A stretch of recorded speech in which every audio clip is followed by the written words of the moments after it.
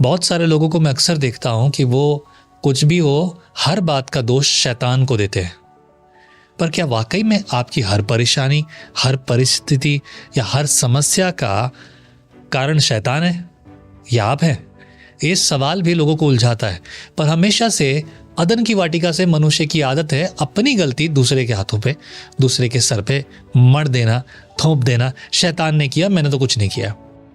पर एक जगह बाइबल में खास तौर से जब खुद मसीह बात कर रहा है, प्रकाशित वाक्य की पुस्तक उसके 2 अध्याय में 12 वचन से अगर हम पढ़ते हैं तो वहां पर प्रभु कह रहा है जहां पर शैतान का सिंहासन है, ये शैतान का सिंहासन कहाँ है और शैतान के सिंहासन से फर्क किसे पड़ रहा है।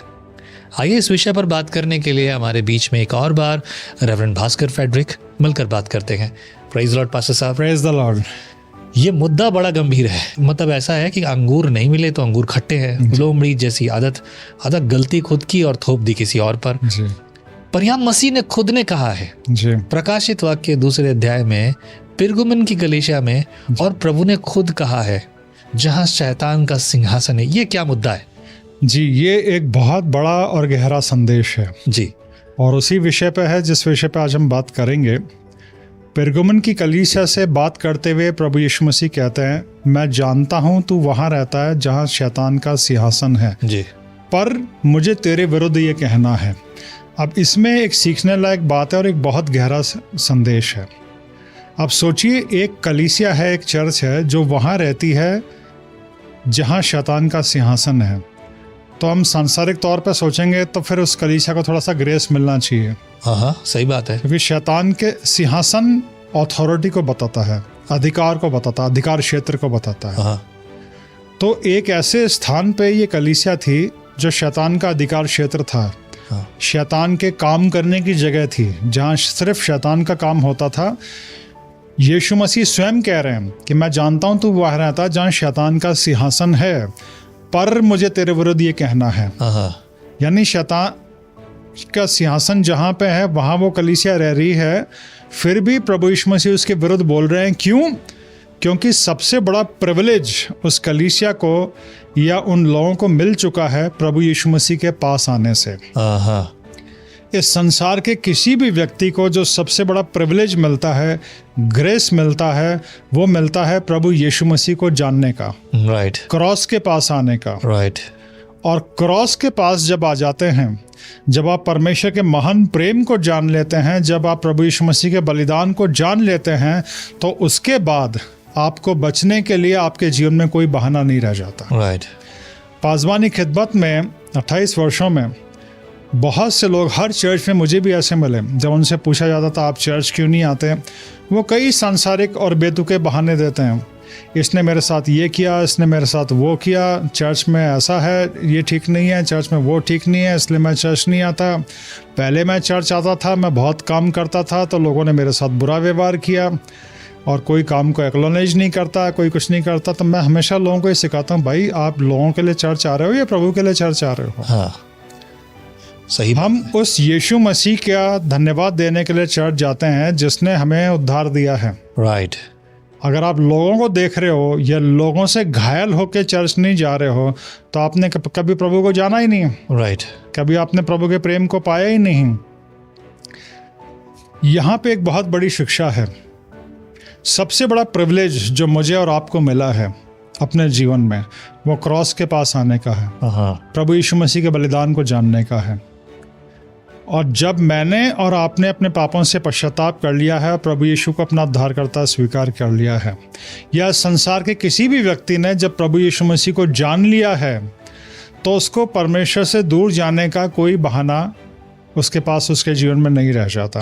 पर इंसान की फितरत है, आदम हवा ने जब पाप किया तो किसी ने अपनी गलती नहीं मानी, सब एक दूसरे के ऊपर ब्लेम कर रहे थे। जैसे आपने शुरुआत में कहा, लोग सारी चीज़ों का ब्लेम शैतान के ऊपर डाल देते। Right, right.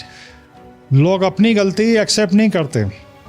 मेरे और आपके लिए जो सबसे बड़ा प्रिविलेज हुआ है, जो सबसे बड़ा काम हुआ है, वो क्रॉस पे हुआ है। जी।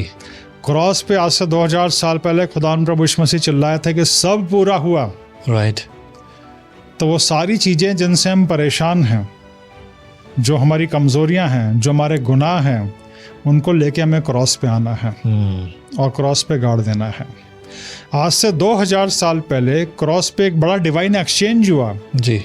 डिवाइन एक्सचेंज किया है जैसे हम मनी एक्सचेंज करते हैं। हाँ हम रुपया देंगे, पैसा देंगे तो हमें कुछ डॉलर मिलेगा करेंसी के हिसाब से। हाँ क्रॉस पे एक डिवाइन एक्सचेंज हुआ है कि अपने पूरे गंदे पापी जीवन को लेके आ जाओ, अपने जीवन के सारे श्रापों को लेके आ जाओ, अपने जीवन के सारे घावों को लेके आ जाओ, अपने जीवन की सारी कड़वाहट और दुख को लेके आ जाओ। हाँ मैं तुम्हें एक नया जीवन दूंगा। राइट।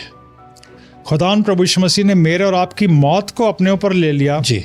और अपने अनंत काल की जिंदगी को उसने दे दिया। क्रॉस पे एक डिवाइन एक्सचेंज हुआ है, पर डिवाइन एक्सचेंज को पाने के लिए हमें क्रॉस पे आना है। तो खुदान प्रभु यीशु मसीह परगमन की कलीसिया से कहते हैं कि तुझे वो प्रिविलेज मिल चुका है, तू मुझे जानता है, फिर क्यों बिलाम किसी शिक्षाओं पे चलता है? राइट। फिर क्यों पुराने पाप क्यों तेरे जीवन में अभी पाए जाते हैं? आज के समय में कोई भी डिनोमिनेशन हो, कोई भी संस्था हो, कोई भी चर्च हो, किसी परिवार को, किसी व्यक्ति के पास कोई बहाना नहीं रह जाता। राइट। मैं इस तरह से लोगों को कहता हूँ कि न्याय के दिन जब आप परमेश्वर के सामने खड़े होंगे, चाहे आप कुछ भी बोलो, बदले में गॉड यही कहेंगे सो व्हाट। हाँ सही बात है। आप अपनी तकलीफ़ें बताओगे, आप ये बोलोगे लोगों ने मुझे इतना घायल किया, लोगों ने मुझे इतना सताया, लोगों ने ये किया, परमेश्वर बोलेंगे सो व्हाट, तो क्या हुआ? परमेश्वर बोलेंगे मैंने तेरे जीवन को बचाने के लिए, मैंने तेरी आत्मा को बचाने के लिए अपने बेटे की कुर्बानी दी थी। मैंने प्रभु यीशु मसीह का बलिदान दिया था, तूने उसके साथ क्या किया? एंड यहाँ एक गंभीर बात, बहुत साफ साफ सीधी बात है, क्योंकि पुराने नियम में, मतलब पुराने नियम को हमने नए नियम में देखा और मसीह ने जो भी बातें की, यहाँ पर 14 जो है एपिस्टल्स भी आए।